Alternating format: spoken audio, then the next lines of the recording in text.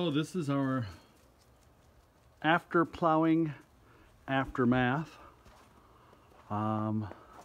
Pleasant morning. It's really not all that cold, just below freezing probably.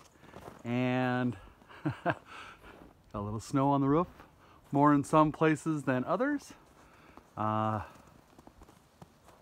one dog very happy to have a path to run again. She was having to jump through the drift just to get to the barn this morning. And thanks to the arrangement with Mr. Lyons, Mr. Mike does not have to really worry about much for getting to work. Got four-wheel drive and a clear driveway. Thanks for that.